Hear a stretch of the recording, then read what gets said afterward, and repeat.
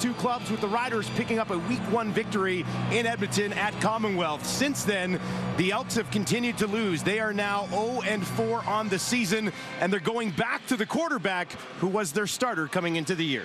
Yeah, the starter coming into the year got pulled in the second half of the Toronto game 2 weeks ago. We're talking about Taylor Cornelius.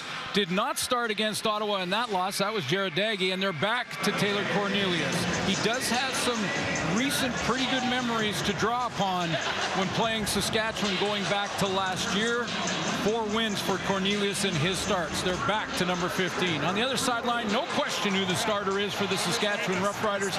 It's Trevor Harris. He has the Riders off to a 2-1 start, and in that loss, threw for over 400 yards against Winnipeg. His head coach has had a ton of success against Edmonton so far in his career. 7-1 versus the Elks. The loss to Edmonton coming last September here at Mosaic. Different story for that man. Chris Jones has lost 11 of his last 12 games. The team is 0-4 to start the season after a year they wanted to forget and move on from, in which they won only 4 games last season. We know about the home losing streak in Edmonton. The Riders have one of their own. They have lost 7 in a row at home. They will try to change that here tonight. The Riders won the coin toss, decided to take the ball, so Trevor Harris and his offense will have a chance to set the tone early here in this game. That Week 1 game between the two clubs was a pretty well-played defensive game. We'll see if we get something similar here tonight. And Taylor Cornelius got the win last year when he started late in the season against Saskatchewan. Maybe the best game of his career. Here's a little bit of a shorter kick, staying away from Mario Alford, I would assume. And that is returned back out to about the 45, so pretty decent starting field position for Trevor Harris and the Riders offense. Trevor Harris completing 66% of his passes.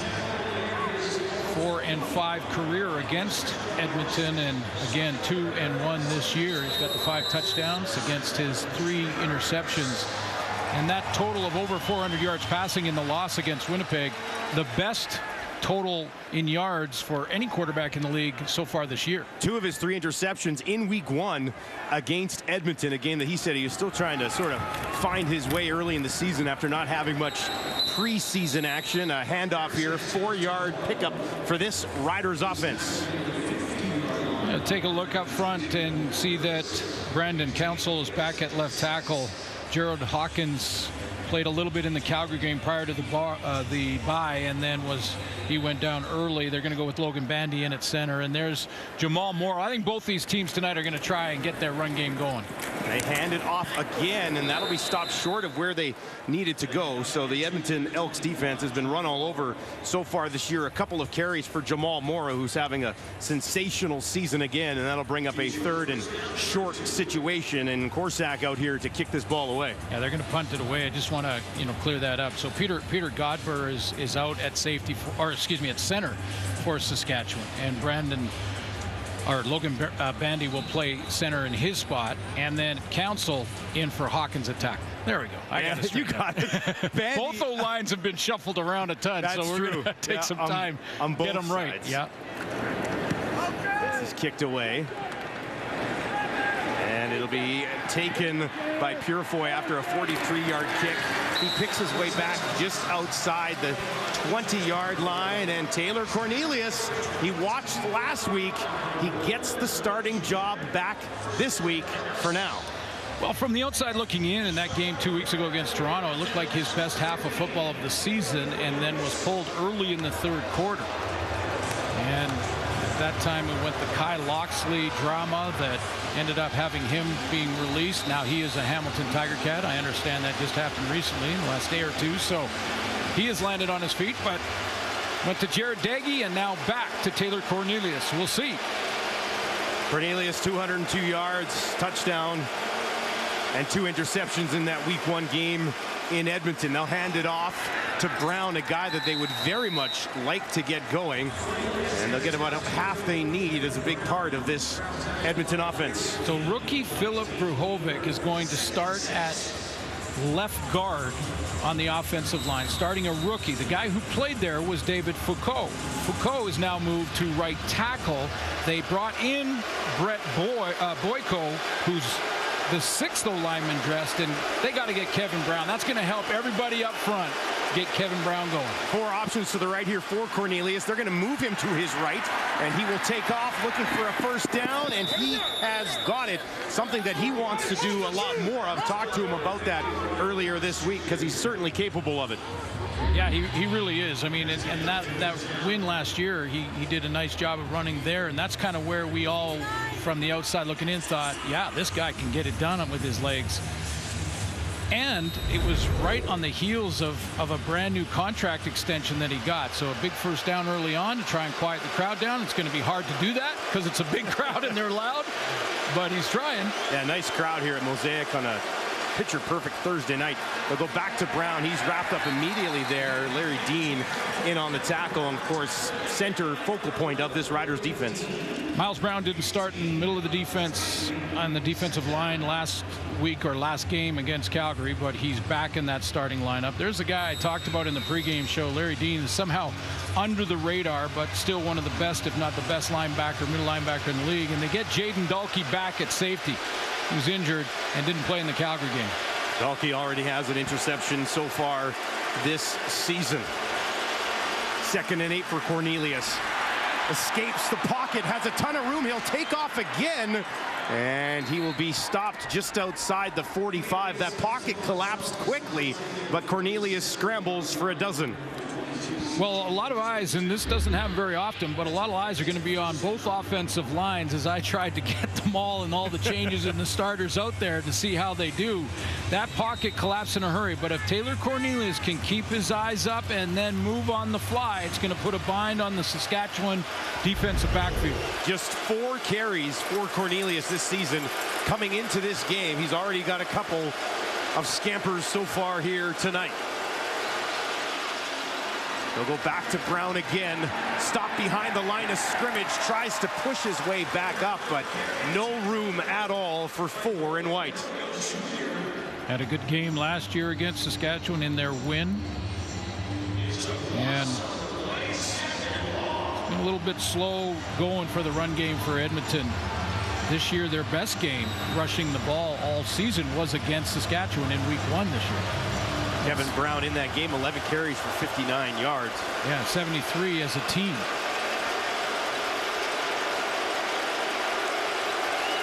Three options to the right for Cornelius. 4-man rush from the Riders. Cornelius with a lot of time down the field, and he's got Dunbar for a big first down, taking it into Rider territory. Dunbar's first catch of the ball game. Becomes that much more important. Dunbar, he's in that trips to the field. That's 3 receivers in that side of the field. Number 7 is the number 2 receiver, and he's just going to dig across, get in behind in the hole in the zone, and Taylor Cornelius puts it on him. And again, all eyes on the O-line. Let's see how they do. 4-man pressure. They got 5 to block him. Pick up the stunt. Good time. That 23-yard gain. Lots of time in the pocket there. Down to the Rider 41. 3 options again to the right. Now they'll get into the hands of the former Rider and Kyron Moore. And he's wrapped up rather quickly. Well read there by Roland Milligan.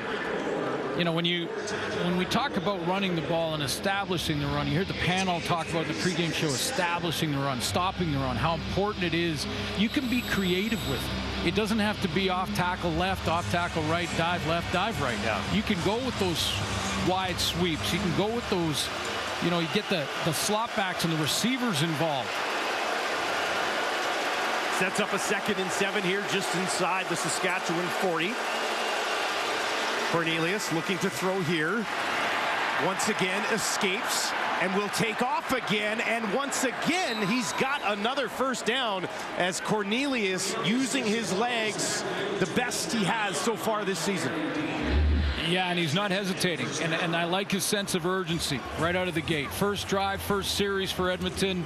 He's got his eyes up, but when he feels any little pressure, he's taking off, no hesitation, and Ryder's lucky not to get a penalty there. He'll feel pressure. Give the officials the benefit of the doubt that he was going down at the time. 16 sacks the Elks have given up so far this season. Now they'll get it to Brown. Moncrief on his tail, and they force him wide, and then he is stopped in his tracks. And once again, this time it's Dalkey moving down from that safety position, but they'll give him 3 yards on the first down carry. So So for Chris Jones, Jared Dagey is the backup tonight. Started last week in Ottawa. And the third quarterback, short yardage, would be Trey Ford, who wasn't on the roster last week and is back on the roster now. 10th play of the drive is a 2nd and 7 on the Rider 26. Cornelius throwing, almost intercepted. That was up in the air. He was looking for Maurice French. CJ Rivas, or Moncrief rather. You know how quarterbacks, Dustin, go back and they look at the pad, at the tablet. They're going to look at the tablet, and Taylor Cornelius is going to say, I forced one here that almost got picked off. Stop it right now. Look at this. He checks down there. It's a one-on-one and probably 30 yards. He might score. And that's easy to do from up here. It's a little different when, defensive linemen are flying in front of your face. But that's why they go watch the iPad. They exactly. They just take a look at that, and don't be surprised if they'll go back to it. And now the kick is wide left. First miss of the season for the 36-year-old rookie, Dean Faithful. And it'll just be a single for the Elks as they drive the ball down the field, but miss the field goal. Let's take one more look at this as we head to break. Faithful with a chance to give Edmonton a 3-point lead. Julian with the hold. No good. Hold was solid. Best pizza sub in the country at 7-Eleven. I swear by that. Go try it. You'll love it. I'll trust you. Yeah. Here's Trevor Harris. And he'll just toss this one out. Steady diet of Jamal Morrow to start this football game, and not a bad idea as he gets 9 yards on first down. Outstanding cutback here on this Edmonton defensive front four, and I can't say it any plainer. The Edmonton defense, and it's all 12, not just AC Leonard, but all 12. He got his first sack last week. They got to stop the run. Adam Konar's got to get involved. Niles Morgan leads the league in tackles. He's doing his thing. Purifoy's down low, and Mark McLaurin is back at safety. 2nd and 1. 94. And a good push right up the middle, more than enough, and right to midfield. 6 more for Jamal Morrow. Well, and I talk about run stopping. I mean, against Saskatchewan, 135. That was one of their good ones in the 4 starts. Yeah. When you look at the totals, last week against Ottawa, 208 yards on the ground. Now, there was a couple of big chunks late in that game, but that's still a lot of yards given up along the ground. That's back-to-back runs for Morrow. 9th in the league at stopping the run. Now they'll work in Hickson.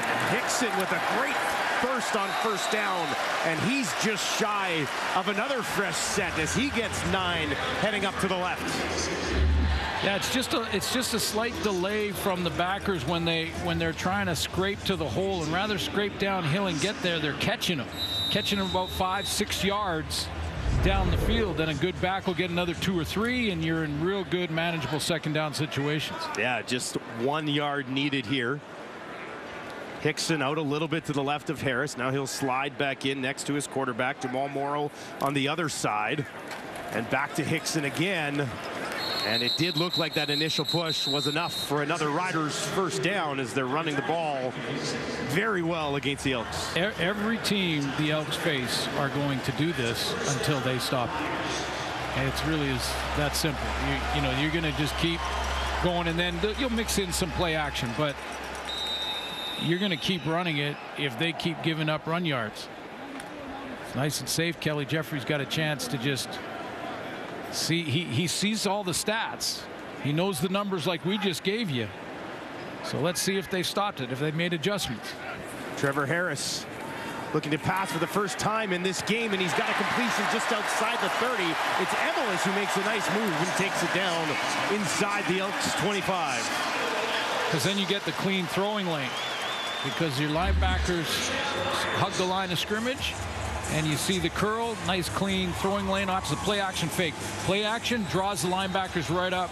No linebacker underneath there to get in the vision of Trevor Harris. 20-yard gain. MLS working against Marcus Lewis that time. 1st and 10 on the Edmonton 23 here for Harris. Out into the flat for Bain. Bain watched closely, trying to get around Purifoy, but Purifoy is able to wrap him up after a short pickup. He plays with some style, doesn't he? He has his own thing. He's got the mask that he wears. He's just a different cat. And I mean, playing great for Edmonton. There's guys, you know, when you're losing, there are still lots of players doing their thing and can sign their painting. I mean, the guys that are playing great, and Purifoy's one of them. Played safety or down low in the box, and he's got a couple interceptions on the season already. Had 2 interceptions against the Argos, 16 tackles as well. Chris Jones talked about wanting to move him to safety this week, but with McConzo out, they decided to slide Purifoy back down the defense. Now here's Harris, 2nd and 8. Harris with some time, near side, another completion. That one to Jones, stays in bounds and taken down at the 6 as Kevin Jones gets involved in the ball game. Yeah, he's been coming on. I mean, targeted 21 times, made 14 catches, and they basically have a starting receiving core out of the lineup, Saskatchewan, when you think of Braden Lenius, Schaefer Baker, Darrell Walker, Brescison, and tonight, Jake Winicky. That would basically be their starting group. Yeah. But Jones and Bain and Emelis have had great starts to the season. I think a veteran quarterback like Trevor Harris has really helped those guys. Jones with a touchdown already on the year. Jamal Morrow in behind Harris. They'll give it to him again. Morrow trying to find the end zone, and he stopped short just inside the 5. The whistle blows. He busts through. And Trevor Harris has his arms up in the air. It looked like they kind of blown that down at the 4, which is where the official is standing. Jamal Morrow tried to trick all of us, didn't he? Let's take a listen. Oh, no, no, no.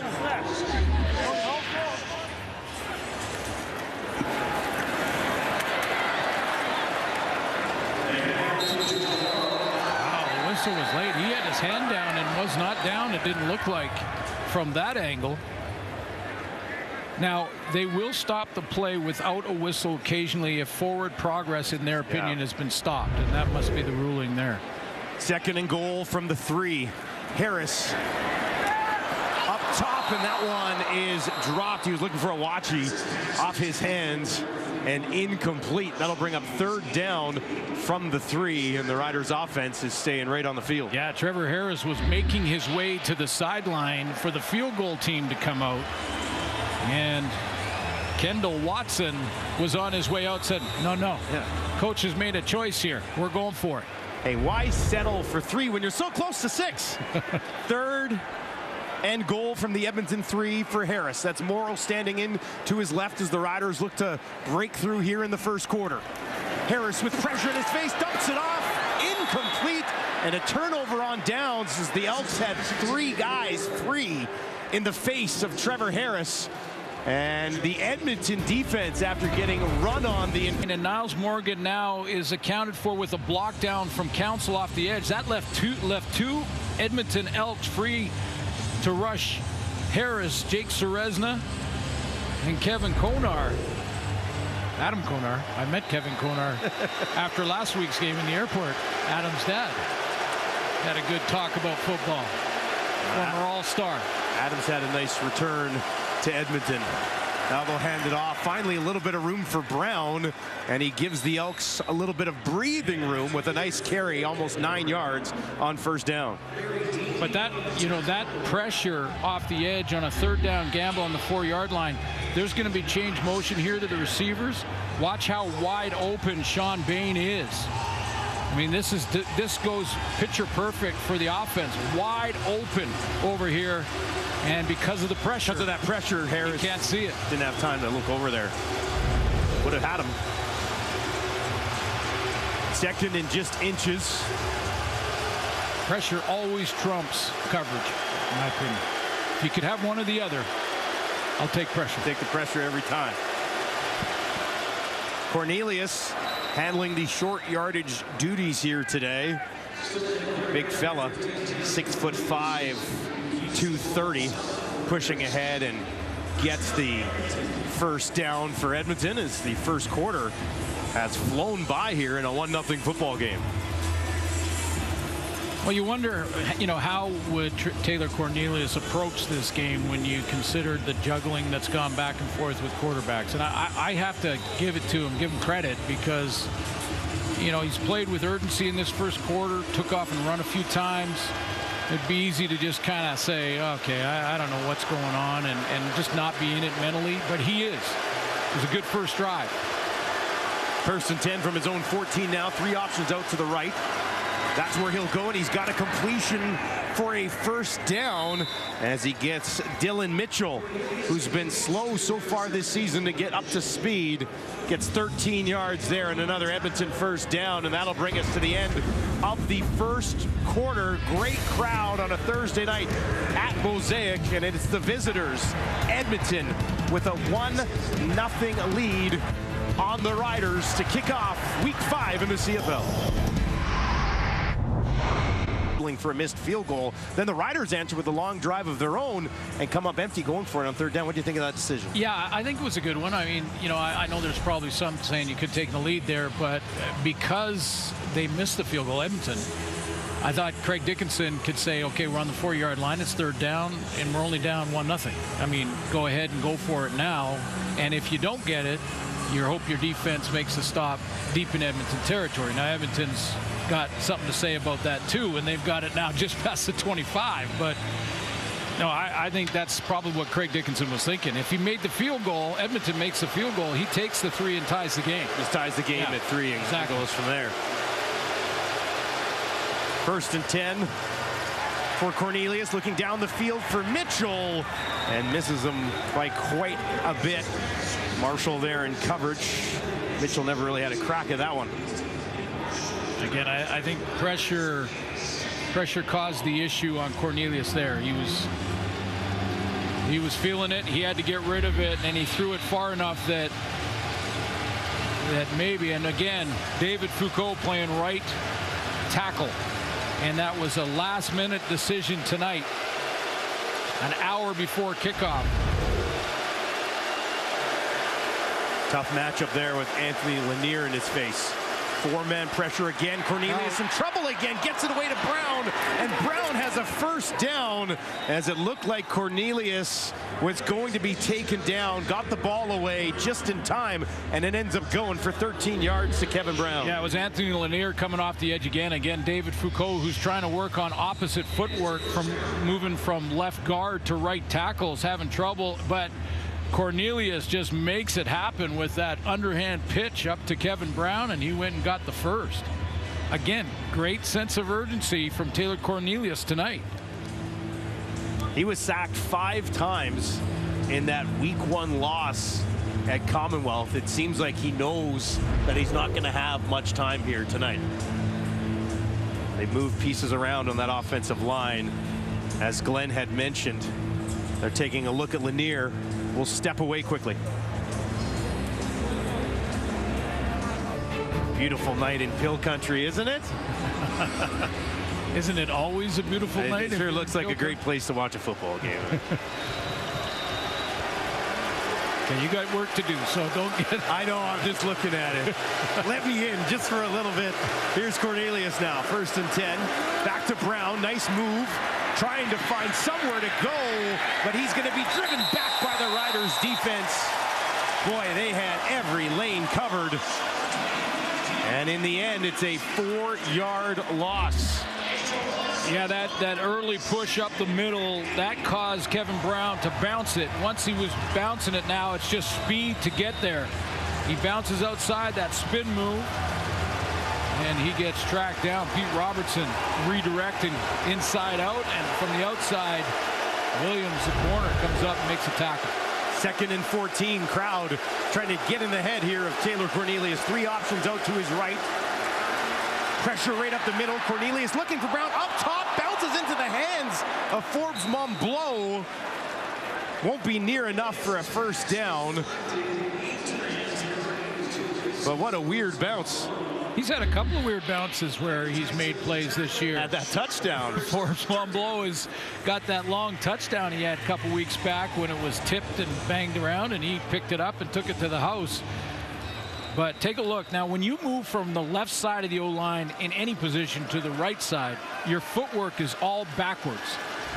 Foucault does a nice job with backup Brian Cox there. Jake Julian set to kick this away. The Elks started this drive on their own 3, so move it up outside the 40, flip the field a little bit. Mario Alford waiting, and that's over his head all the way into the end zone. And he will pick it up there and take a knee, an 85-yard kick from Jake Julian.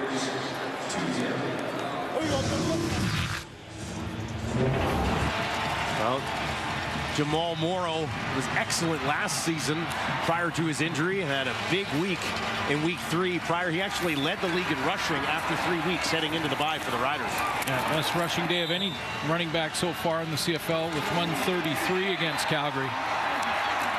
That was fun to watch too. Double overtime win for Saskatchewan against the Stamps. Big game for them this weekend. Morrow's got 26 yards on 5 carries. Harris looking for his running back. Morrow got a hand on it. Harris had to double pump with some pressure in his face, and it falls incomplete. Yeah, again, pressure trumps coverage. I mean, he has Morrow out there, but he's got pressure in his face, and now he's trying to throw around it or avoid the tackle, avoid the loss. Couldn't get it there. And I think the pressure was from Noah Curtis, who's 6'8". So tack on a few more inches up top, and so you're throwing it around an oak tree. Not a lot of space there. Trevor Harris now 2nd and 10. 3 options out to the right. Escapes the first pressure, fumbles the ball. Who's on it? Edmonton on a Harris fumble. Take over on the Rider 40. Mark McLaurin comes up with the ball as Trevor Harris felt some heat, tried to escape the pocket, and was tracked down from behind. A.C. Leonard knocks it loose. McLaurin is there to gobble it up. Taylor Cornelius has just 4 wins in his CFL career, but one of them was here. It might have been the most impressive game of his career last season, and it was on his birthday. For more on the Elks quarterback, let's send it down to Britt Dorn.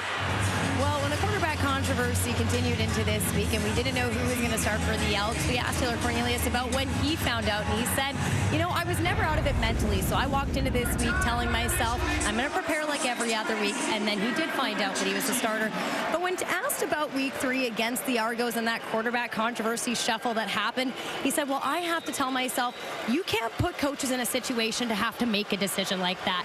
Head coach Chris Jones was asked about putting Taylor back in. He said, well, he had some really good games at the end of last year, including that one here in Saskatchewan, and he had a really good camp, so let's get back to that. And he also said, we have to call a better game for him, guys. Something that they'll certainly want to do, and I know Chris Jones has talked about a few drops that some of the receivers have had, including, you know, some missed passes from Cornelius, but the whole offense needs to get in sync here, right, Suits? Yeah, absolutely. And, you know, if he's your best chance and he's your best guy, let him work through some of these things, you know, and that's what surprised, I think, a lot of people in that Toronto game. 2nd and 6 this time for Cornelius. Brown flares out to his left. Cornelius rolling to his right. There's a flag on the play. Guns it down the field. A good throw into the hands of Dunbar. Dunbar to the 5, to the end zone and in. It's a touchdown, but it's a holding call against Edmonton. Penalty. 2nd down. And a 36-yard strike is wiped out by the offensive line. You know, when you put a player playing on the left side of the offensive line and you put him on the right side, it's kind of like asking a right-handed person to change to lefty in an hour. It's super difficult, and I don't want to look like we're picking on David Foucault. He's an outstanding offensive lineman. But you're saying he's in a tough spot. Yeah, but changing your footwork to now play the right side of the O-line when you played the left side all season. I mean, how many reps could he have had this week in practice? Not many. Not enough. Wipes off Dunbar's first touchdown as a member of Edmonton.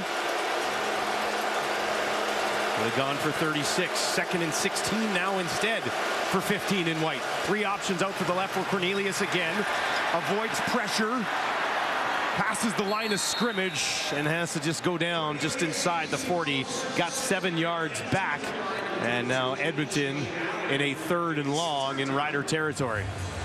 Well, he's not facing Anthony Lanier, but Foucault is playing against Brian Cox here, the backup, who's playing for Lanier. And let's take a look, because, again, just trying to get your footwork right. Got away with a holding there, and Taylor Cornelius flushed out really quickly. What he did do was smart, because he got the team back in field goal range. That 7 yards got it done. So now they're trying to help with the technique of swapping sides. This is a 46-yarder. Faithful's long on the season. It's 43, and he missed in the first quarter. This one is up, and that one is wide left as well. Mario Alford looking to bring it out. He does, and obviously he's always dangerous. Near sideline, trying to cut it back up, and he's got something cooking. Super Mario with a speed burst at midfield, down to the 30, the 20. He's going to trot in for a touchdown, but there's a flag back at the 20. Alford, simply brilliant. The ring to return, holding Saskatchewan number 32. 10-yard penalty. First down. Alford was that close to taking it the distance. A flag. It looks like right here in the middle of your screen, it's number 22, C.J. Rivas, the linebacker, who you can see clearly had the outside shoulder pads and full jersey grab on Coney Ely. I'm not sure Ely's making that tackle. Didn't need to do Alford. it. No. I think Alford is going home no matter what. Now they'll hand it off. Nice move right at the line of scrimmage by Morrow.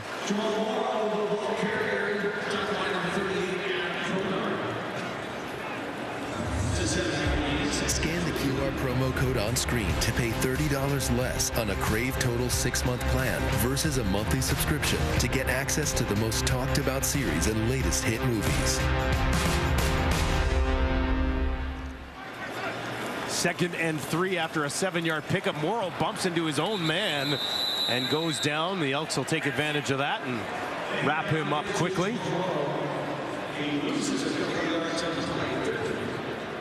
Adam Konar basically plugged the hole, and when Morrow tried to redirect and bounce back into the opposite side, he's going to step up on this side and fill in the hole. Watching just a little stunt up front, and there he is, right in the hole. Morrow tries to change directions, and they both stumble. Two massive offensive plays taken off the boards for holding. Touchdown for Dunbar and a 125-yard return for Mario Alford. Korsak from his own 3 kicks it away. Sims gets underneath it at midfield. 53-yard kick. C.J. Sims trying to stay on his feet. Takes it back down inside the 50. And once again, excellent field position to start here for Cornelius and Edmonton.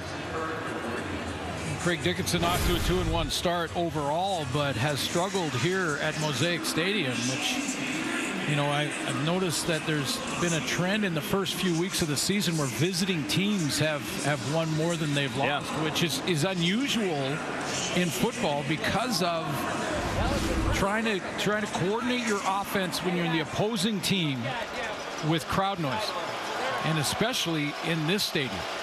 This stadium where Canadians over in Winnipeg. Very difficult. Here's Cornelius. Or, excuse me, Investors Group. Out to his right. I wasn't going to say anything. Canadians was a long time ago. I thought we'd gone back in time there. Well, we have with the jerseys with the Riders. I mean, I just talk a little, you know, old school. Cornelius, they got him moving that time out to his right. Looked for Dunbar, but it does fall incomplete, so that'll bring up 2nd and 10 with just under 7 minutes remaining here in a 2-0 football game. First of 4 this weekend in the Canadian Football League. Aaron Moore Over to the left of his quarterback. 4 options out to the wide side of the field for Cornelius. Looks to the right, throws to the right. He's got a man, but Maurice French bobbles it. I think he was thinking he was going to take it a little bit further, but he didn't haul it in cleanly. That's a drop right there. Yeah, and it's a bit of an accuracy issue again, because French, nice move to jump inside of Nick Marshall, and then it's low and a little bit behind him. Now he should have caught it. Definitely should have caught it. But if he hits him up top in stride, he's gone. He hits him in stride, he scores. Like, he runs untouched to the end zone. There's nobody else back there. Julian standing just inside his own 50. Does Mario Alford have some more magic in him here tonight? This one will bounce at the 5 and all the way into the end zone, all the way through it.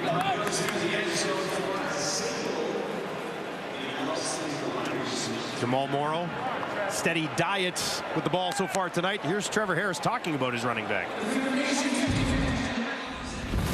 Contact balance, explosive, smart, humble, team. The guy is just what you want. Well, he exemplifies what a great running back is in this league. And, you know, we're fortunate to have a guy like that. And I love having him in the backfield. He's always such a very open book in terms of, you know, being able to talk about certain things. He's super humble, a great spirit, and I just love having him as a teammate. He's awesome.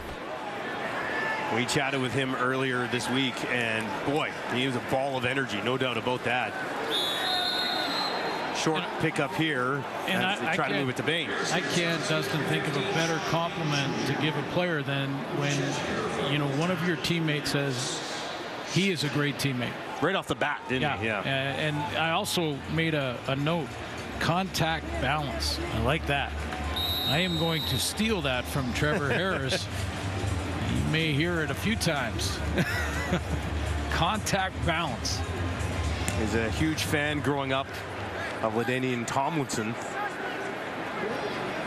living down in California. And he's made a big impact here the last couple of years. Completion on the far side to Bain on 2nd down. I remember watching Morrow as a returner a couple of years ago. Remember? And we keep saying, boy, there's more there with Jamal Morrow. We'll see how they eventually work him in. And certainly the patience has paid off for him. Well, absolutely, and you know, for a lot of players, most of them, I mean, not the quarterbacks, but most of them, you make the squad on the teams, either returner or maybe you're a cover guy or linebacker, and you make the squad that way, and then you work your way into the starting lineup. Korczak stands at his own 30. C.J. Sims, who's provided a few thrilling moments since taking over the return game for Edmonton. This kick bounces right at the 20, pretty much stops there. 47-yard kick. Sims picks it up. He's got nowhere to go. Back to the 25 and no further.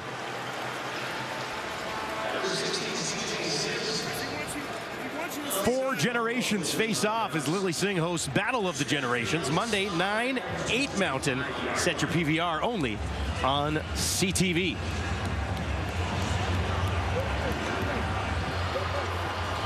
Just over 4 minutes remaining here in the first half. Edmonton with a 3-0 lead on the Riders. Riders with 4 2-and-outs so far in this football game offensively. After the big drive to start all the way down to the 3. Mosaic crowd getting behind their defense here. Cornelius keeps it. Misses Dunbar. Dunbar got a hand on it. That's one that Cornelius may possibly want back. Go back to back now. You remember the slant. That slant at the end of the last drive, and now this one, which was set up for a nice 10-yard first play to start the drive and adjust the field position, but just a little bit off the target. Edmonton 6 for 10 on 2nd down conversion so far in this game. Needing 10 here. 3 to the left, 2 to the right for Cornelius. Gets it away, has a completion, and that's a first down as he goes to Vincent Forbes-Montbeau, who hauls it in.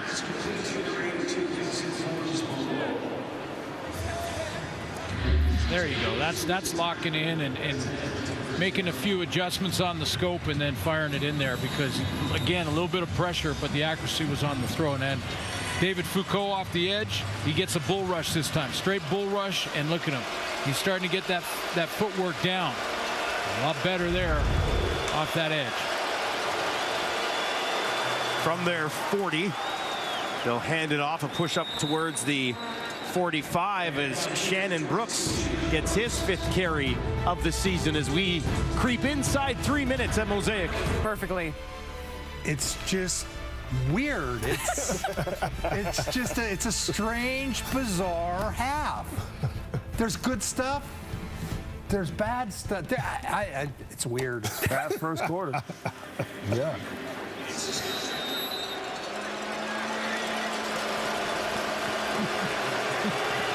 I would agree. Yeah, I mean, it's been weird. A couple of touchdowns taken off the board. It's exactly what we were saying at the break there. Man, this has been a weird one.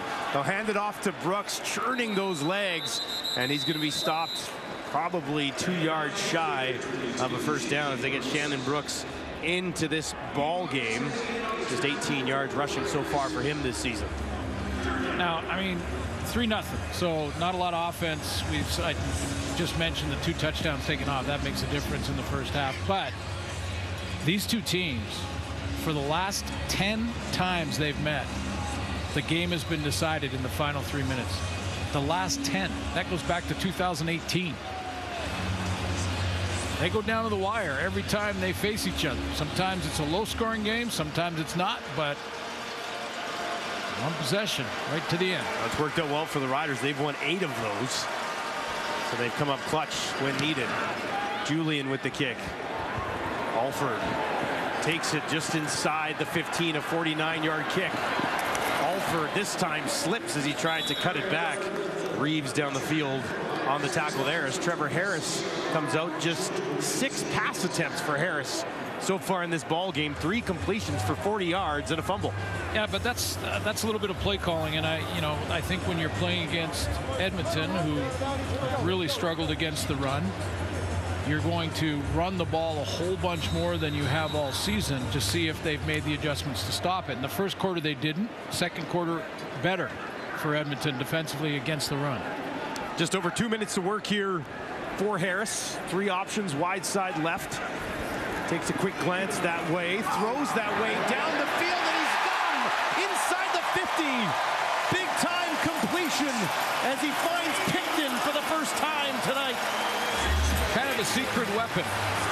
Trevor Harris saying that, don't sleep on 81. He's playing in there for Jake Winicky tonight.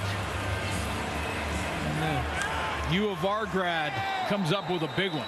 University of Regina.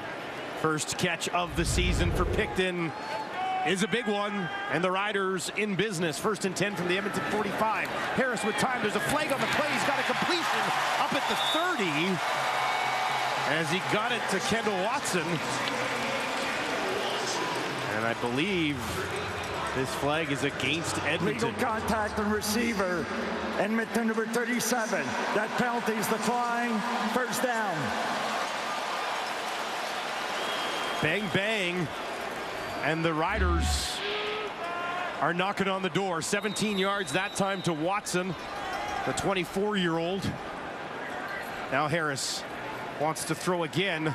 Gets it away just in time. Receiver had stumbled. Yeah. Looked to go back to Watson again, and he couldn't stay up. Yeah, that's exactly what happened. He came out of his break, and he just stumbled a little bit, and Trevor Harris was feeling the pressure, so he had to get rid of it.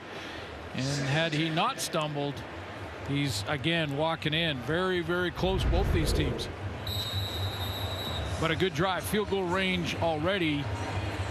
And lots of time to think about more if you're Saskatchewan. Yeah, taking about 30 seconds to get down the field here. And now they're 2nd and 10 on the Edmonton 28. Trailing 3-0 here at home on Thursday night. 4 receivers to the left for Harris. Steps up. Has a completion back to Picton. A couple of moves. And he's taken down at the 10. Picton activated on this drive. Some great work after the catch here. First of all, smart of number 81, Mitch Picton, to get into the middle and find that soft spot on the crossing route. He knew he was being chased in a man look from Dwayne Thompson. So Thompson's in chase. You got to keep running through the crosser. He does that and then breaks a couple of tackles. Second trip to the red zone tonight. They work from the 11. Here's Harris.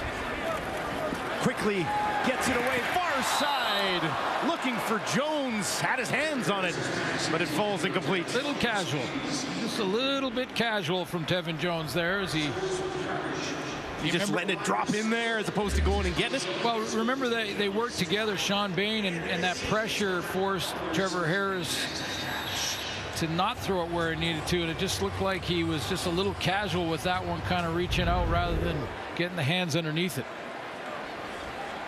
2nd and 10 from the 11 here for Harris. Riders looking to find their way onto the board in the first half. Out to Morrow.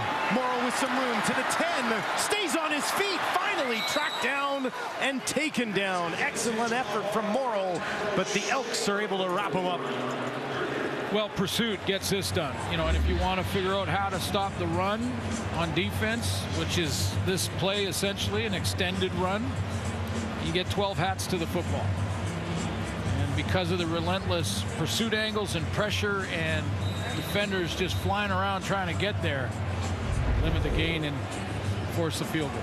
Mark McLaurin, who recovered that fumble in the first quarter there to make sure Morrow can't find a path to the end zone, which sets up a chip shot here, a 16-yarder for Lothar from just inside the left hash.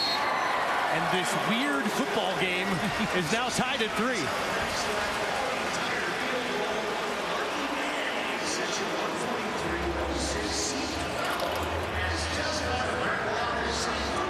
Halftime coming up.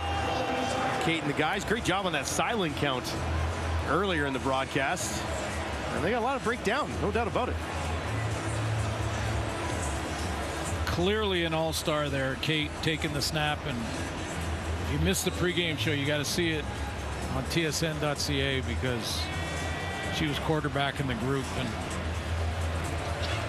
one of those cases where the quarterback really carries the team. Really important. Really important quarterback. The rest of it just parts that are mixed together. Carries the team. Cornelius over the middle, defended well. Dean all over it. French never had a chance. Great timing by Larry Dean. Yeah, it really was. And you know, he's seen a little bit of this where Taylor Cornelius is looking right over the middle on this little dump pass because of the quick pressure, and he's seen it in the first half a bunch. Rallied to make the tackle. This time he just jumped it.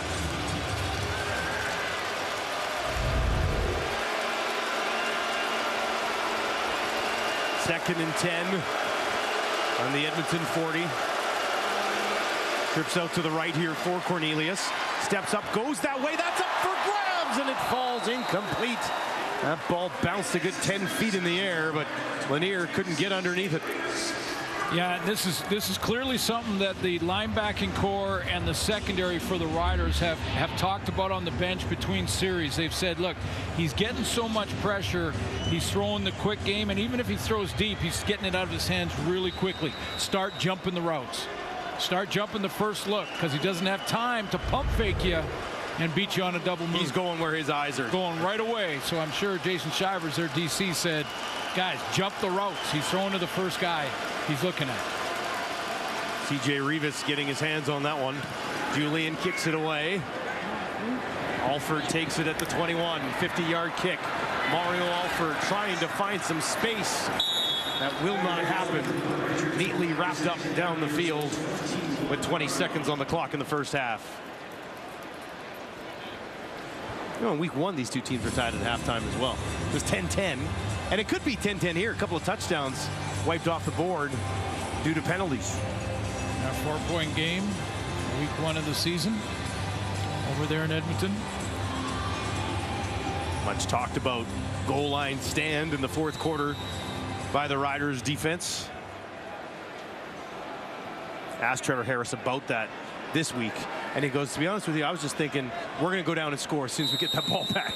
And then he said once they stopped the second down, you know, he thought kind of getting interesting here. I think both these teams at halftime, Dustin, are going to go in and look at the tablet, and they're going to say, we had some chances. Yeah.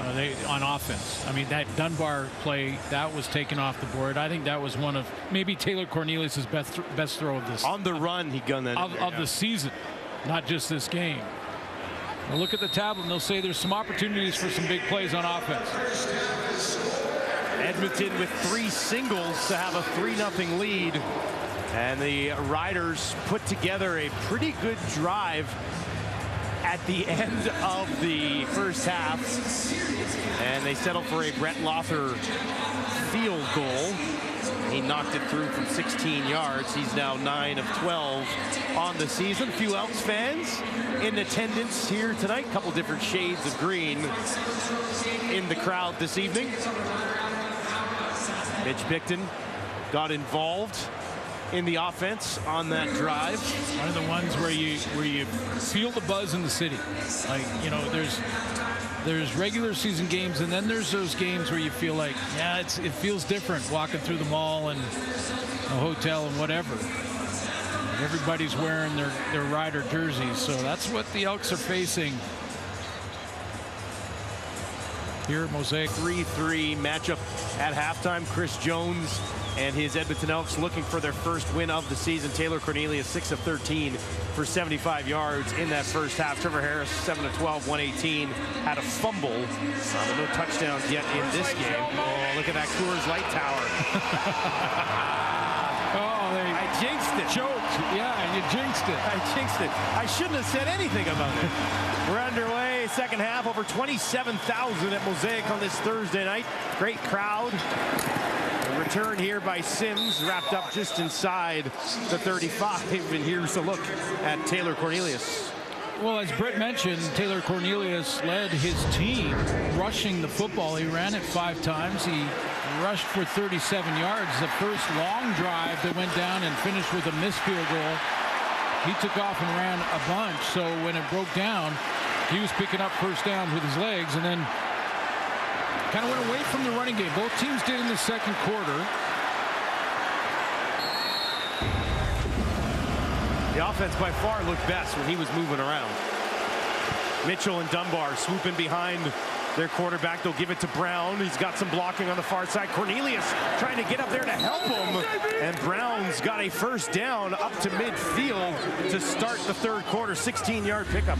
Real nice jump cut by Kevin Brown here. He takes that inside handoff, jump cut out to or just a straight cut to the outside, and then the speed kicks in.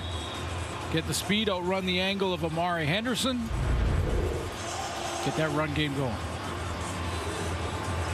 Brown quiet in the first half, just 7 carries for 18 yards, and now that bumps up to 36 after the 16-yarder. Right, but if you got 7 there, you got 5 with Taylor Cornelius. Now you got 12 runs in the first half. Project that's 24 times you're running out of the backfield, whether you're a quarterback or your tailback, and now you've got balance in the offense. So it was there.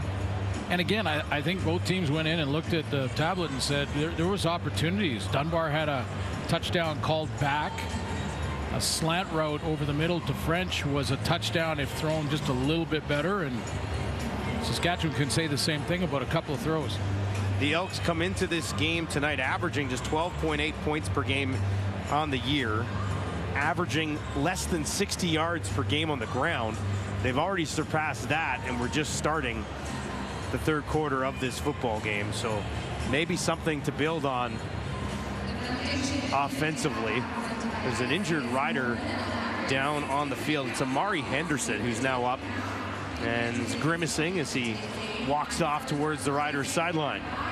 Yeah, he dove for Kevin Brown and then hit the ground really hard. It's kind of a dive to push him out of bounds. Brown got outside of him. Here he comes, and then there's a push right there to get him out of bounds, and then watch him hit. Bam! Just right down, face mask into the turf. Foot in the armpit there too. First and 10 on the Edmonton 54. Cornelius, 3 options out to his left. We'll go back to Brown again. A nice burst, gets around that line and takes it for almost 9 yards. They'll give him about 8 on first down. Quickness. Now you're getting down inside of plus territory. Still a good push in the D line from Saskatchewan. They're getting in the backfield, but Brown in 2 consecutive plays now has been able to bounce outside of that initial penetration. He'll get a breather with a smile on his face. Second and a couple. Cornelius up under center, trying to keep this thing moving. And a big push from the big quarterback. And that looks like enough for an Edmonton first down. That smile from Kevin Brown, it kind of looked like his teammates were coming up like and at halftime they were sitting in the locker, and Stephen McAdoo or one of the coaches, maybe Chris Jones, walked over and said, hey, we're going to give you the ball a bunch in the second half, so be ready. That was that kind of smile on the sideline going, they said they were going to do it. And they're doing it. They're doing it. They're really doing it. That worked well a couple of times. Cornelius keeps the drive moving, picking up that first down. There's Brown settling in to the left of his big quarterback. Dunbar will swing back into the slot on the left as well. Cornelius gets it to the former Ryder Moore. He takes a heavy pop from his old teammate Nick Marshall. Held on to the football and pick up of about 3 yards. Yeah, this is a timing issue, and so Moore takes the brunt of it. He jumps back up, and that's part of the game. But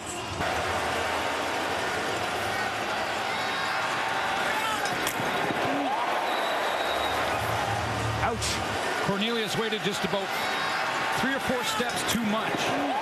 Give him the ball earlier, he can turn, and now he can take on that hit. Almost looked like he saw he had him and took a quick peek and then came back and set him up for some punishment.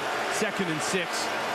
Cornelius in trouble here. Look out. Turns, falling, throws one far side. Mitchell is there. Hauls it in. But it won't be near enough, and that'll bring up 3rd down and long. No gain on the play, but an excellent catch from Dylan Mitchell. Yeah, I think Mitchell thought he was at the front marker. He was actually at the back marker, but what a catch. I mean, it's a fantastic catch. Pressure up front from Micah Johnson. He's going after Taylor Cornelius, and watch this, right on the sideline, foot in bounds.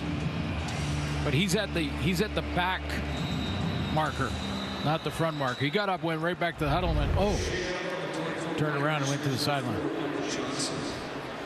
Micah Johnson took a quick knee. He's going to be all right, I believe. He had a sack in week 1. A little bit of a cramp. The calf. You ran about 25 yards on that last play. That's a big man to be sprinting that far. Cornelius full retreat when he threw that one. He was falling kind of backwards when he let her go. Maury Alford in the distance there on your screen. Returned a missed field goal, 125 yards, but had it wiped off due to a hold. Julian, once again, he's punted from this area on the field multiple times so far this evening. This one almost from midfield. Bounces at the 4. And once again into the end zone. Edmonton back on top, 4-3. Trevor Harris with the ball. Joining us, Trevor Harris. A lot of pressure in his face so far tonight. Well, that's what I mean. When they go and look at the tablet at halftime, they will see that they had open receivers, they had open backs out of the backfield, but because of that pressure that he was under, caused a fumble here too. Because of that pressure, just couldn't get traction offensively, but there are some plays to be made down the field. Showed some signs of life late in the second quarter. Pressure again. Harris. It is. Same story. As that one fall incomplete. Serezna almost on him immediately. Rounding Council again. We're talking about these guys that are playing tackle, coming back. He started the season, keep in mind, but then Gerald Hawkins took that position. He's got the block down assignment there, and they're leaving Jake Serezna free. That's probably ill-advised. Weird strategy. Yeah. 2nd and 10. Harris, just 3-man pressure this time, finds a completion, and a good tackle will keep Sean Bain just shy of a first down. Looked like it was Konar who wrapped him up. Thompson in on the play as well. Yeah, you think about this Edmonton defense that's given up a ton of yards along the ground, and right now they're on pace for their first game of the season under 100 yards along the ground. They had shy of 50 in the first half, and a lot of that came in the first quarter. So they made some adjustments and were even better in the second quarter. They've given up 45, so they're on pace for under 100. Their best performance of the season in that regard. Corsack kicks it away on 3rd and 1. Purifoy takes it, a 48-yard kick. Purifoy back to the 25. A little stiff arm to get himself a couple of extra yards.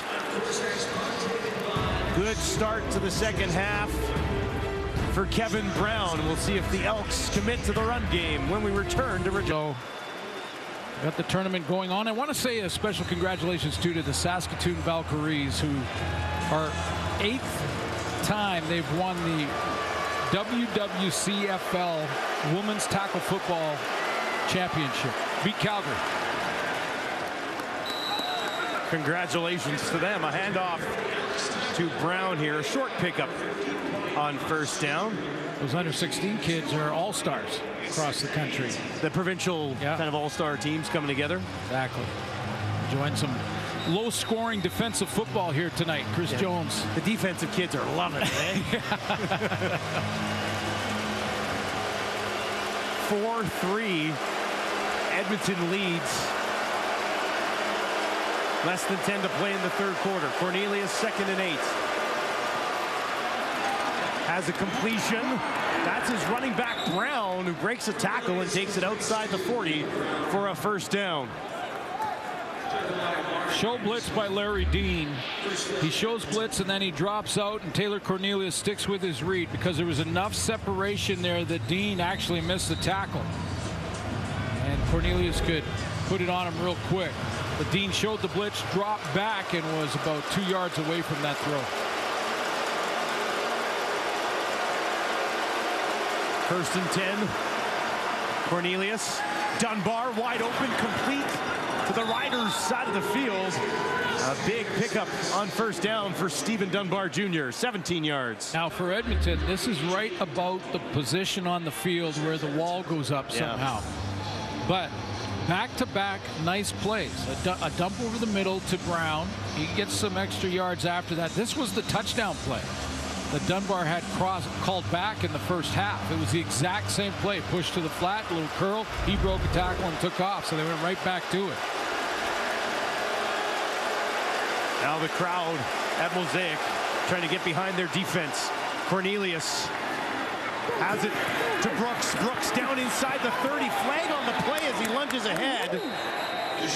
And is there a hold as things tried to open up for Brooks on the far side of the field? Would have gone for 31. Got a flag, but we talk about the timing. Remember when they got the big hit outside on Moore? Kyron Moore got hit by Nick Marshall. And that timing was just a little bit off, and Cornelius held the ball a little bit longer for 3 or 4 more steps. Well, that one to Brooks, he gave it to him immediately. That way he could turn the corner. Objectionable conduct by the coach interfering with the official on field. This will be a 10-yard penalty enforced from the end of the play and a 1st down for Edmonton. Well, you don't need that. Brooks' pickup still counts. They're going to bring it back 10 after his 30-yard pickup. Here's a look at it. Well, Chris Jones is standing on the white stripe. The official's trying to run down the field, and he runs right into him.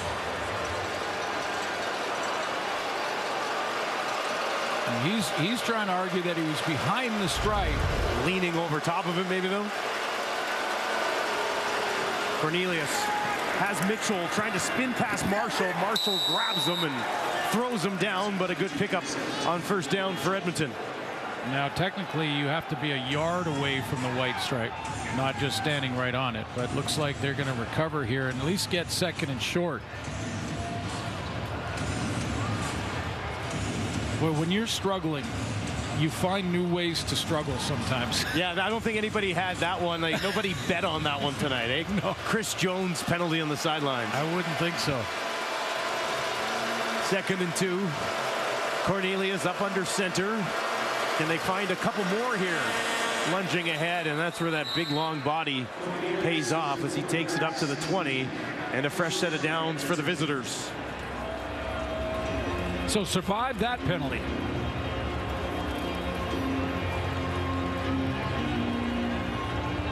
Got those yards back. Jones watching on as Edmonton works their way to the red zone. They've only been here 6 other times. 3 of them ended up in touchdowns. 50% clip, similar to the Riders coming in. Now Cornelius. Play clock ticks down. Brown in behind him. 1st and 10 from the Rider 20. They'll get it to Kyron Moore. Is the blocking there? Moore takes it down inside the 10 for a first down. Stopped just shy of the 5-yard line. It's a good-looking play. I mean, this is the evolution of the run game when Brown's working up the middle. Then you stretch the edges by getting Kyron Moore. Good speed, just a little flip underneath. You see how Larry Dean was influenced. Larry Dean, the middle linebacker, he slid right to Kevin Brown immediately. It's his #1 priority when Brown had a couple of early runs in the drive. 1st and goal for Edmonton from the Riders 6. They'll give it to Brown, bouncing his way down towards the end zone, and he's going to be stopped just short. Looks like they had initial contact on him almost at the line of scrimmage, but he found some space with some extra effort. Yeah, I would say they're watching the urgency in Taylor Cornelius's play, watching the second effort on Kevin Brown's play. If you didn't know any better, you would come to this game and think, you know what, this looks like an Edmonton team that is playing desperate football to try and get their first win. And guess what? You'd be right. Cornelius, 2nd and goal from the Rider 1, pushing through to the end zone. Touchdown, Edmonton. Cornelius finishes it off. Some pushing and shoving after, but we have a touchdown at Mosaic. More flags fly. Coney Ely swinging wildly.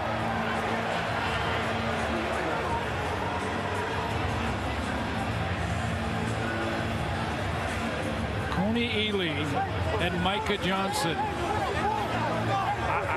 Keep your distance from that, class. Ding, ding, ding.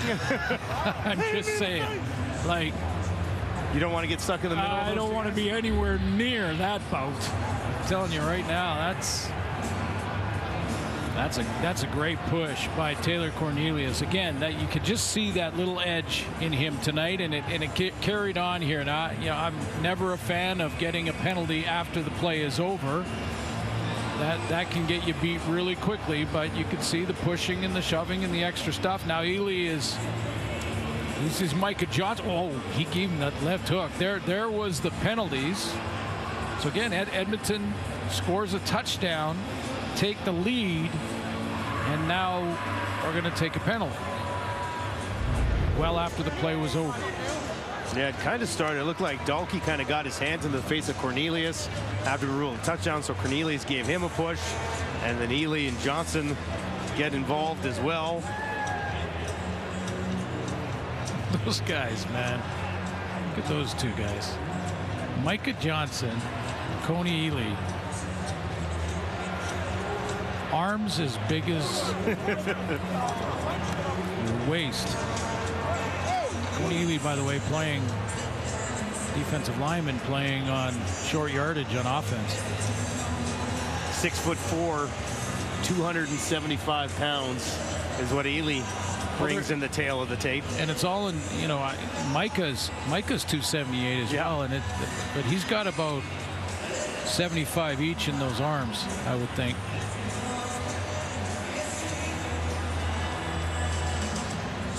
And he just realized, wait a minute, am I on the extra? Well, the officials are still trying to sort this out, and I wonder if that punch to the face wasn't a fist, but it was open hand, sort of punch to the face of Johnson. They've got the notepads out.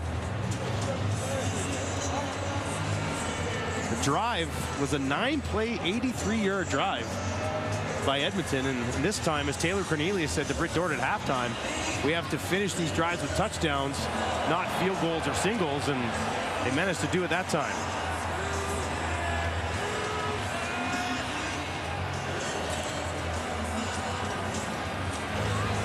There are 3 fouls on the play, 2 against Saskatchewan and one against Edmonton.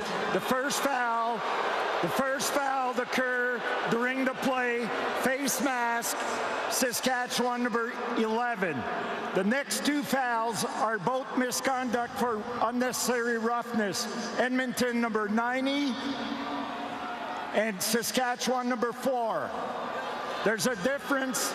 There is a difference of 15 yards that will be applied on the convert.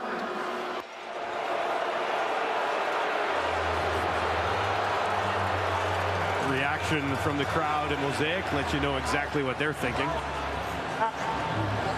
Well, let's start with Larry Dean, because they called Larry Dean on a face mask. Elected to have the penalty balance on the kickoff. So the 15-yard penalty will be applied on the kickoff. That's why Taylor Cornelius was upset. He grabbed his face mask at the end, and then Coney Ely comes in to protect his quarterback, and he takes a shot. And I didn't see the retaliation from Micah Johnson, but there must have been something that happened maybe before the punch.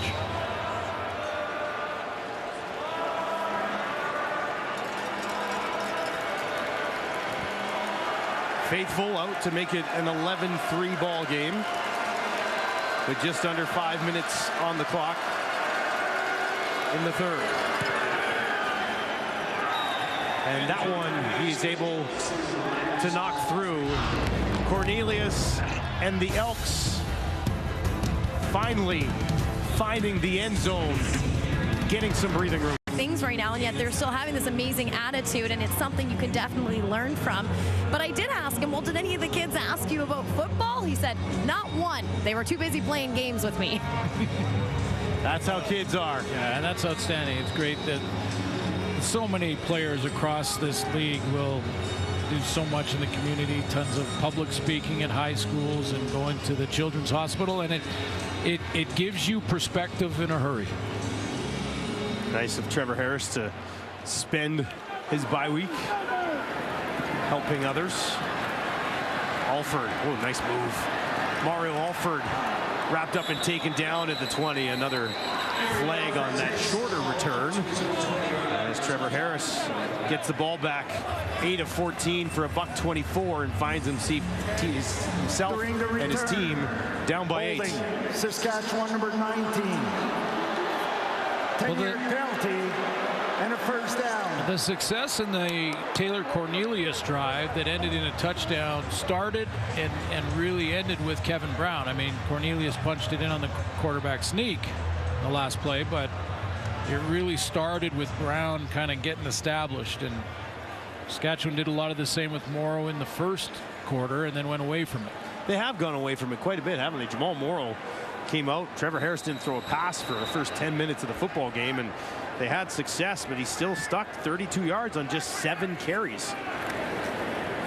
Now Harris, he's going to look down the field far side, and that's hauled in. Spectacular stuff from Emelis as he goes up and gets it. You know, great players do this. Emelis got the penalty that put them down in the shadow of their own goalpost, but then he bounces right back on the very next play and makes an outstanding catch on the sideline. I mean, this is in coverage, contested catch, fights off the coverage, 27-yard gain, gets him out of the hole. That's a biggie coming right off the penalty. Could have ducked his head. He could have been depressed and missed that. Second catch of the game for Emelis. Gives him 47 yards on the day, and now they get it into the belly of Jamal Morrow. One more look at a really nice catch by Sam Emelis on the sideline. And again, you know, it's a game of what's next. What's your next play? That's most important. Not what just happened. If you made a mistake, you got to flush it quickly. Kai Gray actually played that one pretty well. Emil's just as good as you can, really. Phenomenal catch. 2nd and 4 for Harris this time. Wants to go down the field again. Drops it in there just inside the 45. Sean Bain hauls it in. Now that's a throw. That's a money throw, a big-time throw. Outside on the corner route, 1 foot in, maintains possession all the way through the play. Trevor Harris drops it in the bucket. Timed perfectly to the former Calgary Stampeder, and it goes for 29. The receivers know, don't they? He said, I had it right He's there. pointing to Trevor going, wow, that was nice. Down to the Edmonton 43 as the Riders offense finally shows some life. Harris throwing again, wide open, far side, Watson, and he'll take it down to the 20 as Trevor Harris with back-to-back completions. Well, you know, you go to the first one, and it's a sweet catch on the sideline, and then you go to the second one, and it's an outstanding throw from Trevor Harris, and this one is drawn up by the OC. You win that play if you're Saskatchewan because you drew it up, you got him. You get to run those kind of plays once or twice a game, and it worked. Harris and the Riders cooking on offense right now. Harris time again, this time towards the end zone, intercepted. Waiting for it there was Marcus Lewis, and a turnover in the end zone kills the drive for the Riders. Saskatchewan was marching. Bain never really had a crack at it. Lewis says thank you very much. Guys deep, and they basically split the field into quarters. That interception was thrown right to the outside quarter player in a cover 4 deep look. I mean, there he is right there, and just veteran quarterback that's fooled by it because threw right into coverage. 2.5 minutes remaining in the third quarter. They'll go back to Brown again. Cornelius trying to get in there and block for him, but nothing on this first down carry. I mean, just take a look. There's no responsibility in the flat. So Lewis is going to just drop back to his outside quarter position. He doesn't have to worry about any flat route because the flat route's taken up by the linebacker. There's the flat route taken up. And now he's just saying, hey, I'm in the outside quarter here. I'll just fall underneath this throw. Trevor Harris just read a different type of defense. Lewis was a little bit, I won't say slow because he was baiting the throw. Yeah. Not going to have many easier ones than that if you're Lewis. Here's Cornelius now. Out of the pocket, off to the left, and the race is on. Cornelius first down, just outside the 40. And once again, 13 more yards for Cornelius, puts him over 50 in the game. Be tempting for the Saskatchewan defensive line in this game with all the changes on the O-line for Edmonton up front. To really sort of, I won't say get sloppy, but they try to, you know, make a guy miss by going inside and giving up containment, thinking you can get there quickly. It was working in the first half, and Cornelius was under pressure. But now he's escaping and making them pay for that if they give up contain. Back to Brown. Brown pushing ahead a couple of yards, but not much more on first down. That'll set up a 2nd and long. You know, Larry Dean, the great linebackers don't just scrape. You know, they don't scrape this way. They scrape this way. It's a subtle thing, but it's the great ones do it. They can read it, scrape to the hole as they're moving forward so that they're making contact, not catching the tailback. Big down late in the third quarter. Edmonton up 11-3. 2nd and long. Cornelius throws it short in front of Maurice French. Yeah, I think it looked like French, and he's relatively new, you know, played last week, but relatively new to the receiving corps. I think he went a little too deep on that route. Blitz was coming, and I'm sure Cornelius will talk to him about that because he didn't have time to throw it the length of the route that French ran. So that'll bring up 3rd and 8. And Jake Julian who was released by Ottawa earlier this season and signed immediately by Edmonton, is ready to kick this away, standing on his own 31. Mario Alford waiting back at his own 10.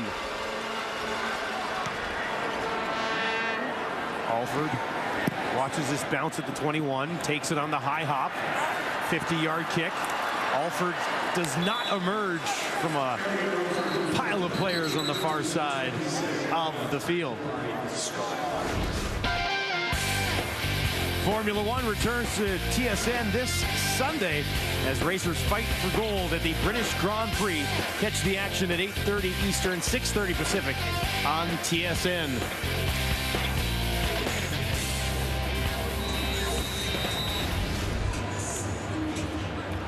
So Trevor Harris gets the ball back. Harris is 11 of 18 for 203 yards, has a fumble and a pick. And his team still certainly within striking distance. Fakes the handoff to Morrow. Pressure coming. Curtis got him. Wraps him up and takes him down. Noah Curtis with the first sack of his CFL career.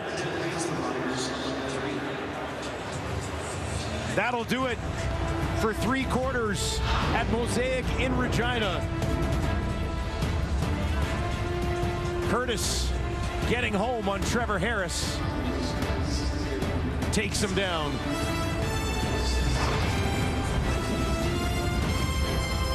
An Elks team that comes into this game dead last in the league against the run. Yeah, so better there. I mean, they had to correct that. We talked about off the top of the show that for the Elks to get their first win of the season, they were going to have to roll up their sleeves and win that trench warfare. You're going to have to win against the run. You're going to have to run the ball successfully. They got a drive for a touchdown with Kevin Brown, big time involved with it, and their run defense has been much better. It certainly made a difference so far in this ball game. We'll see what the Riders can do. I mean, that last drive they had, Trevor Harris, 3 big completions, and then he throws an interception. It's not like they have to abandon the run. They're only down 11-3, but they have started to get the passing game going a little bit. Harris over 200 yards as we enter the 4th quarter of play on a beautiful Thursday night to kick off week 5 in the Canadian Football League. Harris goes to Morrow, is running back. Broke 1 tackle, was eventually tripped down in the 2nd and 12 situation. And that'll bring up 3rd down for the Riders, and they'll be forced to kick this away. And that's what the defense wants you to do. They want you, they're going to drop off, play zone defense, and they won't get into a man-man matchup where one guy slips and it's a touchdown. And they hope on 2nd and long that you throw it underneath. They rally to make the tackle. It's the 6th 2 and out of the ball game for the home side. CJ Sims waiting in the distance with Purifoy for this kick. And this one will come to Sims. Hustles over. Couldn't stay in bounds after a 50-yard kick from Gorsak.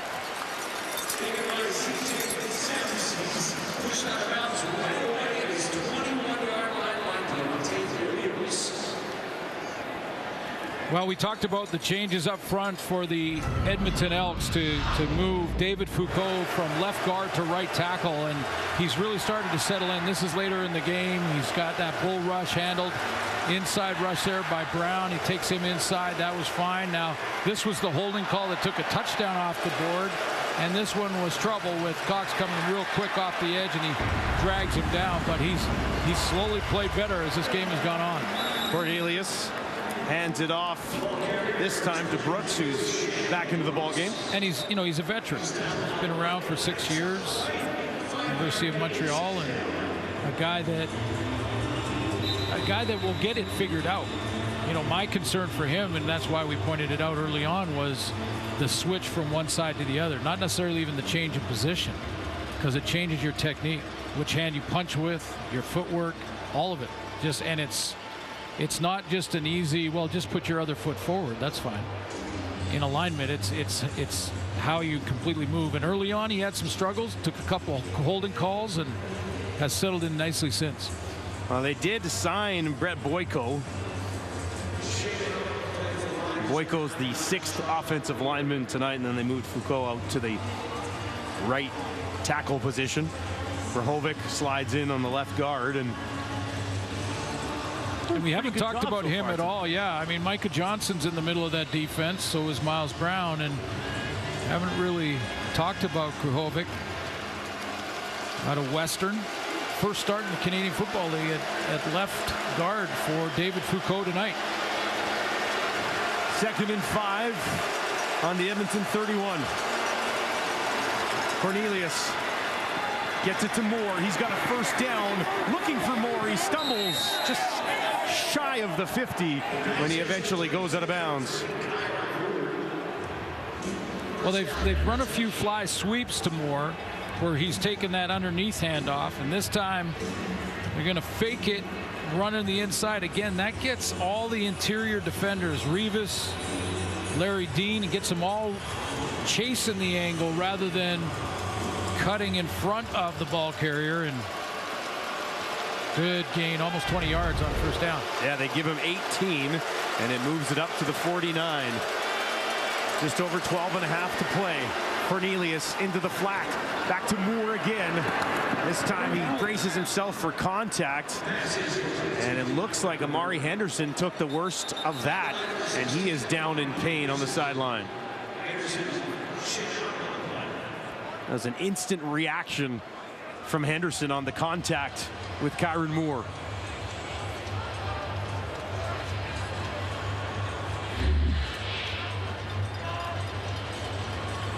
Take a look and see what happened to Henderson. He lowers his shoulder. Keep your head up, kids.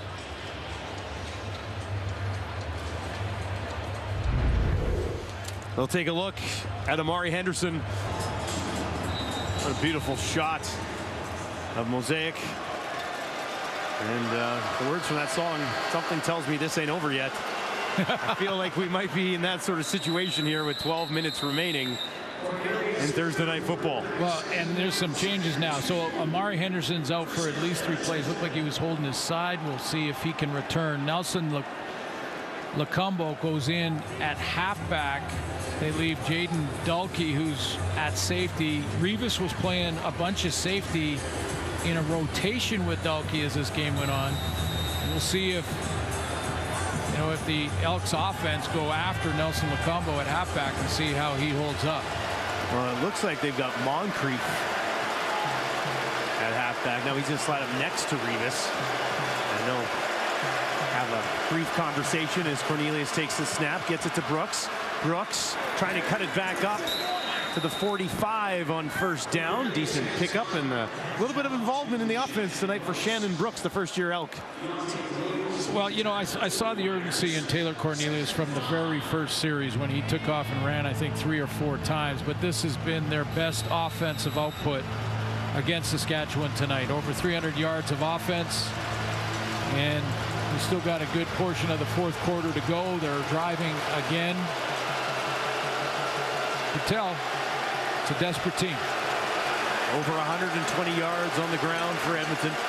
Cornelius to his right, in trouble, throws it into the feet of Dunbar, but avoids taking the sack on second down. CJ Revis played the play this time. You know that play? That was the play that Dunbar scored on. It was taken off because of penalty, but then they got a couple of key first downs going right back to it, and this time CJ Revis has seen it enough. He fakes it there. Now this is that little curl right over the middle. Stop it there.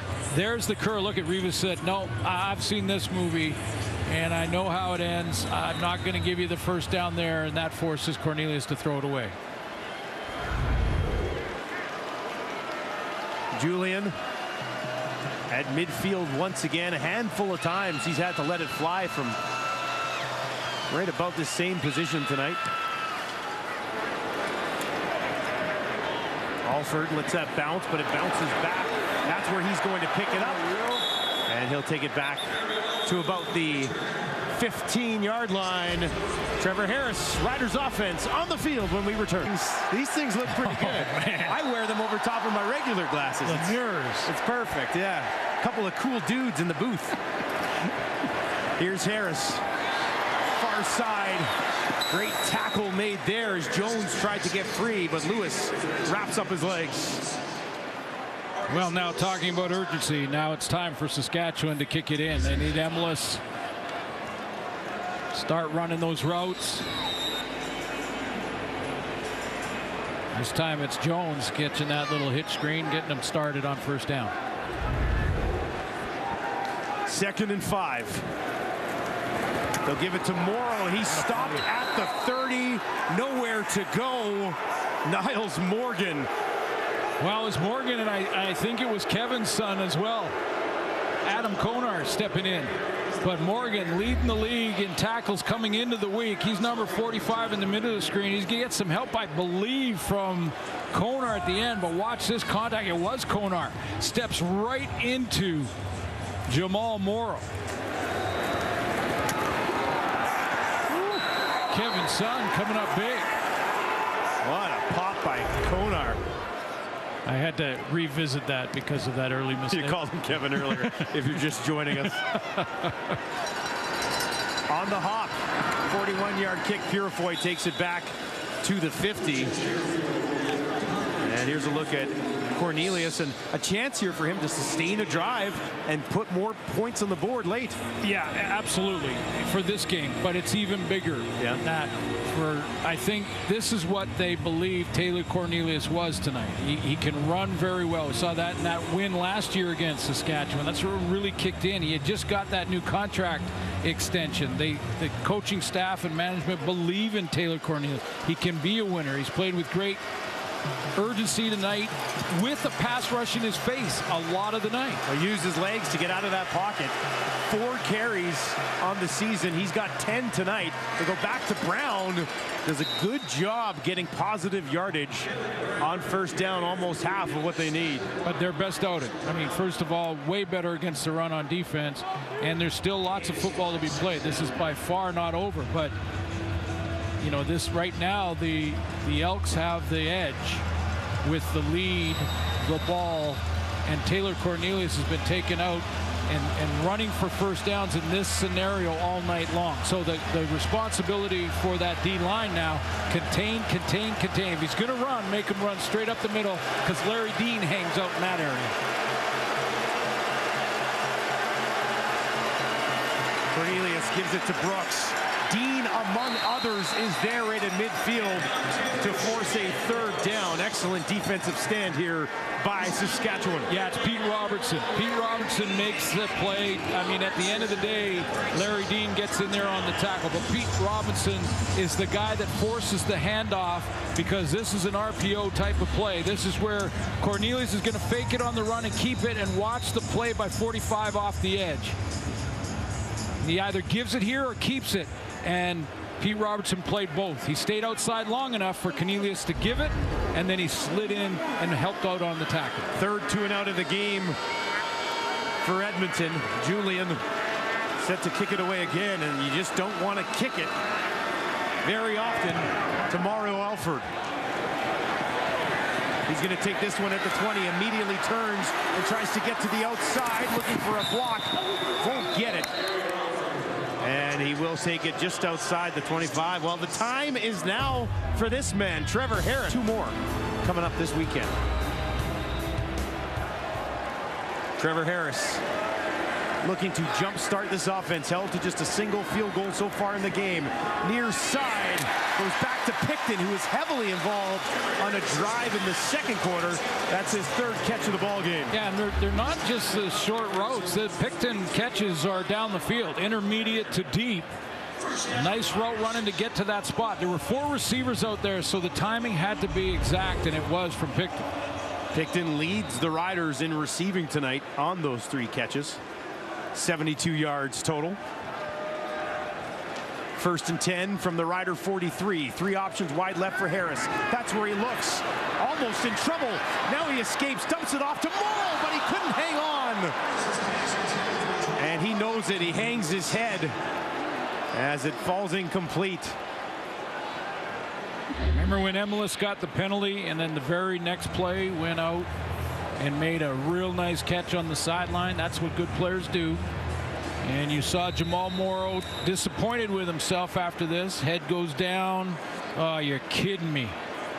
And the coach helps him out. Never mind that one. Let it go. The next play is most important. They are 5 for 15 on 2nd downs so far in this game. 4 receivers to the left for Harris. Look to the right, wants to go to the right, and he will. And that is broken up. Jones find it, and a nice play by Marcus Lewis to get in front of that one. Well, I'll tell you what, he's made some plays tonight. That interception he fell under, and this was a pretty good throw. I don't know there's a better way to throw a little chip there from Konar helping his defensive back, but good timing on to cut underneath. Make sure you get a piece of the ball, because if you miss the ball as a DB there, you're in big trouble. He doesn't. Horsack forced to kick this away again. That one bounces at the 29, taken by Sims, and he'll return it just outside the 30 with 5:27 on the clock. We talked about Cornelius, a chance to seal this thing away. It was a 2-and-out the last time they got the ball.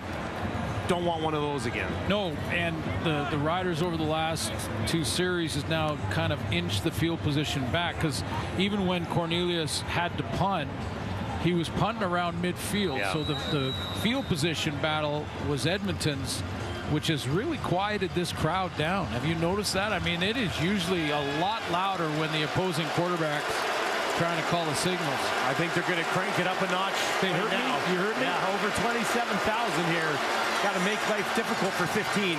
Cornelius guns that one into Dunbar again. And he'll be stopped just short of a first down. Rivas can't believe it, because Dunbar, this is the one he knocked down earlier. And fake inside, throw the curl. Remember when he knocked it down on the last series? Just a tad late getting there this time. The battle continues. Dunbar, one check in his column. 2 noisemakers with the same man. Legendary move. Cornelius. He's been good in these second and short situations, trying to lunge ahead again, and he kind of gets pulled ahead for a first down. Well, no matter how this turns out, you know, I think the idea or the decision on quarterback for Edmonton has basically been decided. He's starting next week. He's starting. He's the guy. You know, Chris Jones kind of knew it anyway. Saskatchewan. And was telling us in all the Zoom calls we had in the first 2-3 weeks of the season, was saying, no, he's our guy. We believe in him. You know, and they went to Jared Daggy. I bet you if they went back and looked at that, they'd say, yeah, we probably shouldn't have done that. Taylor. Yeah. But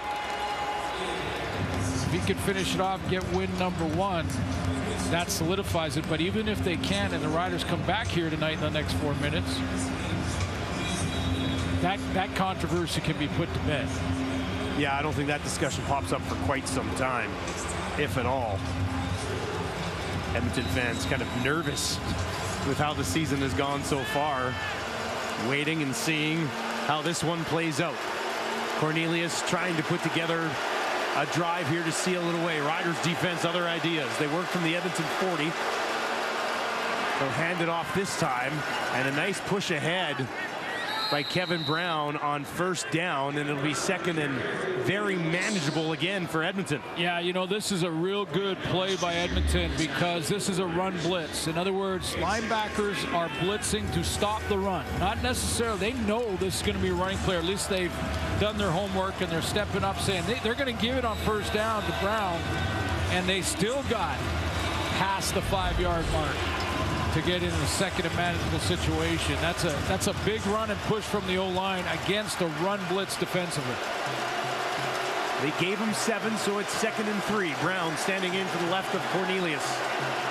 Cornelius keeps it this time, batted down by Tights right in his face, and that'll bring up third down. What a play by Micah Tights at a big moment. Big play, Dustin. That's you know, and I just had 2 commercial breaks ago. I thought, is Micah Tights hurt, or have we just not noticed him tonight? And it was that he was not really noticed. That doesn't mean he was playing bad. It just means that he hadn't made this type of play yet. That is maybe the biggest of the night for the Riders. Cornelius looking for Kyron Moore again on that play. He's got 5 catches, a team high so far this evening. Julian waits, takes it, and lets it go just inside his own 40. Alford takes it at the 21. Mario Alford hammered and taken down as Edmonton's special teams continues to put together a pretty good night.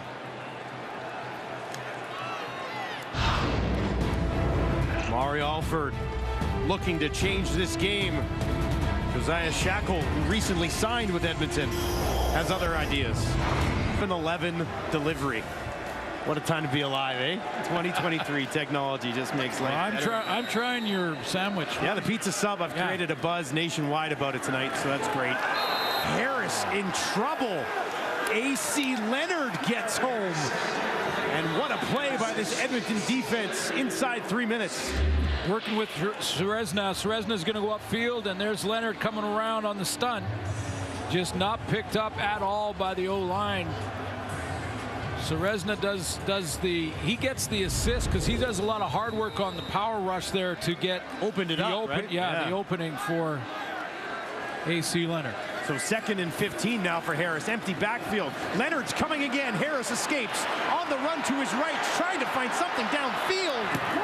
He's able to gun it in there, and if that's held onto, that could be a first down.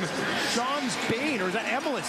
Emelis came back to him and helped out his quarterback. Boy, did he ever, because he wasn't sure. His first break when Harris got outside and was running was to go down the field, and I think Harris just waved him back, and then he put it between the 1 and the 9, and Emelis hung on. Excellent play by Trevor Harris to keep this drive alive. 2.5 to work with. 4 receivers to his left again. Rolls to his right. Pressure coming, gets around it, now looks down the field, and that's held on to. Tevin Jones comes up clutch.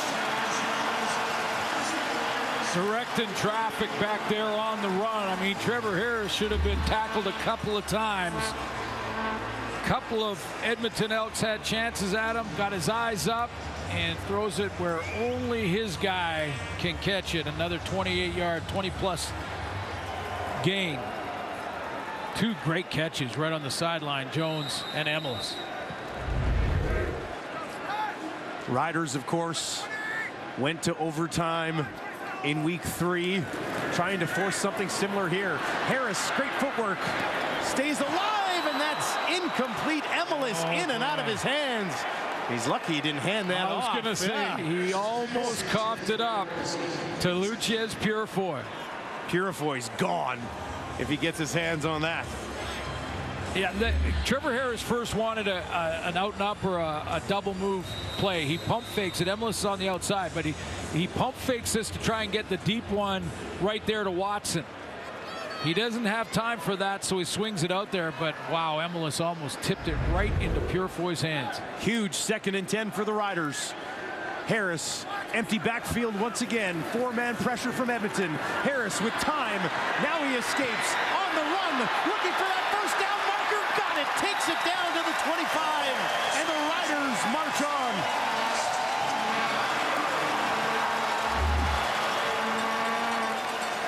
You know, he doesn't do it often, but it's in moments like this. You know, I think back to one of their wins this season, a 19-yard run, a key moment, got them out of their deep in their own end. Went to the game-winning field goal, and he just, again, he doesn't do it often, but he understands what's necessary now. 6th play of this drive. The Riders have made quick work of the Elks defense, this time with the ball. This time they'll hand it off to Morrow, busting ahead, takes it down to the 15. Will be about a yard shy of a first down.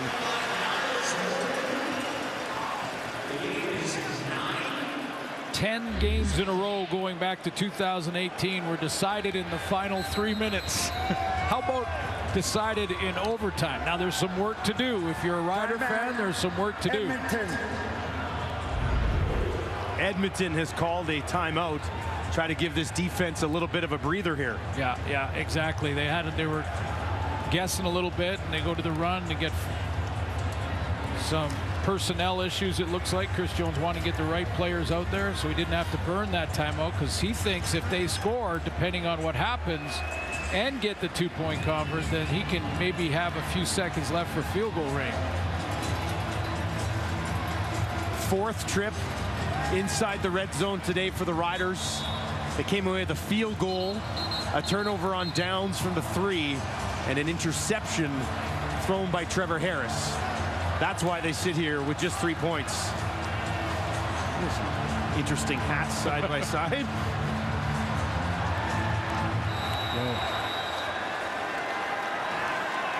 They need 1 for a first down. 15 will take them all the way to the house. Harris bobbles the snap, hauls it back in, trying to push ahead, but I don't think he's got it. AC Leonard wraps him up short. Yeah, he'll be short. Just took his eyes off the ball. The shotgun snap a little bit high. No Peter Godber here at center. It's Logan Bandy. He's been playing well all game. We haven't seen any of these issues all game long, but AC Leonard catches him behind, and they're going to have to go with a full yard now on third down. Yeah, they ended up losing a yard there, so 3rd and 2. And that wasn't Bandy's fault. No, it didn't look like it, did it? He just took his eyes off. So 3rd and 2. Harris in the shotgun, trying to keep the Riders' hopes alive with 90 seconds left. They'll give it to Morrow, pushing ahead. And he's got enough. Jamal Morrow comes up huge, and the Riders stay alive. By about a half a yard, it looks like. And, you know, I know there's probably some who are thinking, you know, you're in shotgun, you need a yard, and you're giving the ball 4 or 5 yards back. The reason that you do it is to set up the blocks by your O-line. Gives them a chance to get the angles, and your running back can see it. The downside is one guy shoots through a gap and catches you in the backfield, it's game over. Harris now, 1st and 10. Has a completion down to the 5 as he gets it into the hands of Kevin Jones with 1:14 on the clock.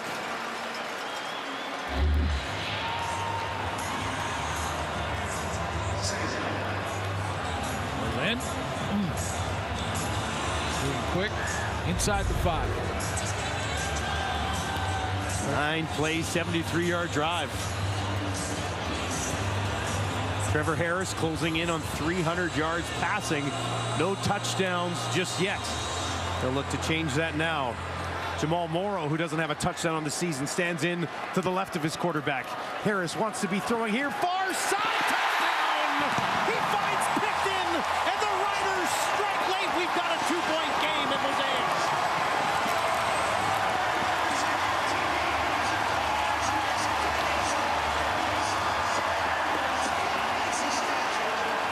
Well, the secret weapon won't be a secret much longer. Mitch Picton. Nice little out route. Timing is there. Throw on time. Inside rub, offenses like to call it. And Darius Bratton can't chase it down. Here we go. 2 for the tie. 11-9 Edmonton leads. A 10-play, 78-yard drive ends in a Picton touchdown. And now the Riders got to have 2. Morrow out to the left. Harris under pressure gets it away. They got it. Tie game. He goes to Kendall Watson. And we're deadlocked at 11. Well, that's a veteran quarterback showing great poise, because this is not where he wanted to go with the ball on the most important play of the game to push it to overtime, possibly. Still time left. But he wanted to go to his left. Watch the look by Trevor Harris here. Stop it there. Look, he is locked in for the first part of that whole play this way. He switches his hips, goes to his 3rd read in the middle, sees Watson, and hits him. That's poise in the pocket in a crucial moment. A Riders offense that had been stalled most of the night comes up huge at the biggest moment. And we have one of the most entertaining 11-11 games I've ever called, Glenn. Well, listen, there's a lot of time left for Cornelius, and they only need field goal range, obviously. So let's take a look at the touchdown first. And Picton, a good timing out off the rub to get outside, and he's had a big game tonight. To the 2-point convert. Let's see if Cornelius can manufacture a boat. He'll probably need 30 yards to get into field goal. Certainly the time to do it. A deep kick. Oh, this one will bounce all the way into the end zone. Sims goes back. And he's going to concede. My goodness, what just happened? The Elks allow the single and the Riders go up 12-11. And he didn't know. He's Oh my. CJ Sims didn't know. He didn't have the instructions from the coaching staff. New to the CFL. That was a good kick over his head, but this nonchalant effort to chase it down, he was giving up a point the whole way. Conduct. Edmonton, number 16. 10-yard penalty will be enforced from the 40-yard line. First down, Edmonton. What a conversation that must be. Have to take it out because of the score, and he's saying, I know. And that's Wow. just tell you what, it just sometimes you just have that moment not locked in mentally. Here we go. Now they got to have a field goal to not lose this game. Pressure right away. They hand it off to Brooks, and he's stopped by the Riders defense. Nowhere to go. Right up the gut. Miles Brown shuts him down.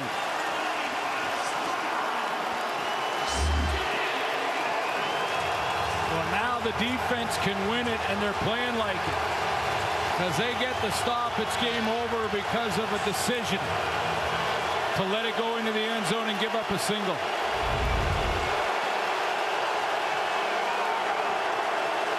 Second and 11. Cornelius, five-man pressure. He's out on the run. He's got some room. Cornelius throws it. Complete the Frenchie. Bounces back up on his feet down to the 50. I thought Cornelius might have been across the line of scrimmage when he let that thing go. Well, that was very close.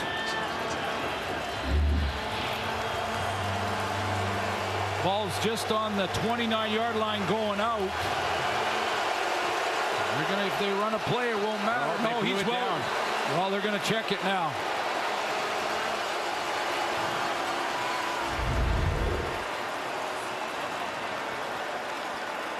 I think Craig Dickinson wants a look at that. It sure looked like it. Well, very close. I thought he might have been okay. It looked like There it was is no challenge in the play. The play is under review by the command center. inside of 3 minutes. Yeah, It'd be so under- Dickinson had thrown his challenge flag. just to remind them. Yeah. Hey, let's not get the staff snap off here, eh? Yeah, there's some interesting strategies going on with challenge flags in the first few weeks of the season. But look, let's take a look, because I believe the ball is snapped right there on the 29-yard line going out. So Cornelius has to be behind that 29-yard line. Well, looks like that front foot was on the 30, That wasn't front it? foot was on the 30. I think that's pretty clear cut, isn't it?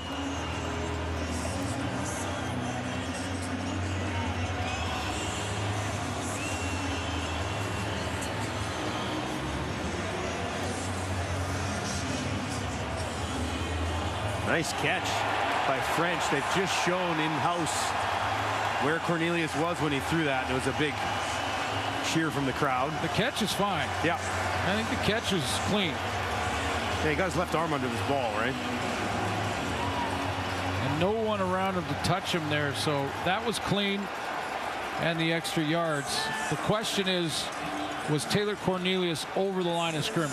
Ball snapped around the 29.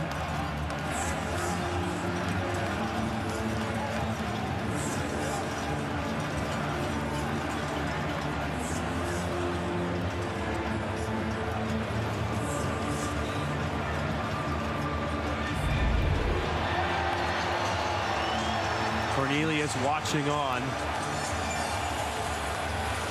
And the review continues. Taking quite a bit of time to make sure they get the right call here.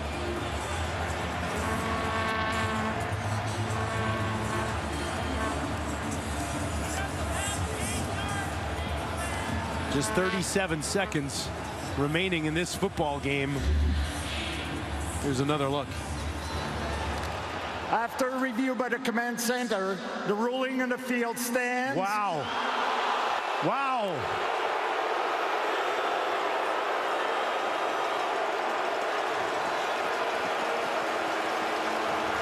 So a 30-yard gain stands And the Elks are shockingly still alive. Cornelius in trouble, gets it away as he's hit. And that falls incomplete. Well, right now he needs 5 to 7.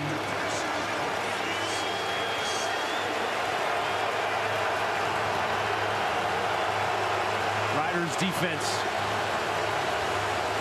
trying to stop Edmonton from having a chance to roll out Dean Faithful for a game winner. 2nd and 10 from the Rider 50. Clock sits at 29 seconds. More pressure from the Riders. Cornelius gets it away, intercepted, just outside the 40. A game ender from Marshall as he steps in and now tries to run the clock out, but the Riders defense comes up big to seal this thing away.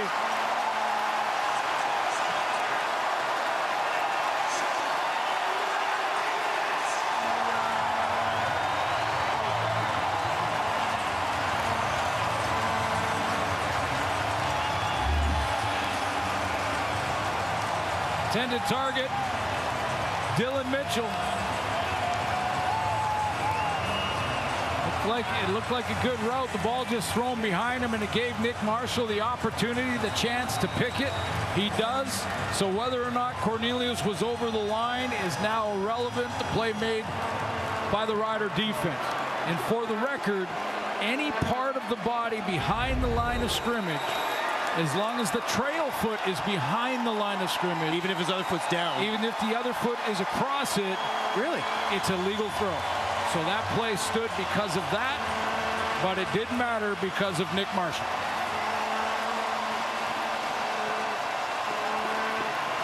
The Riders in thrilling fashion late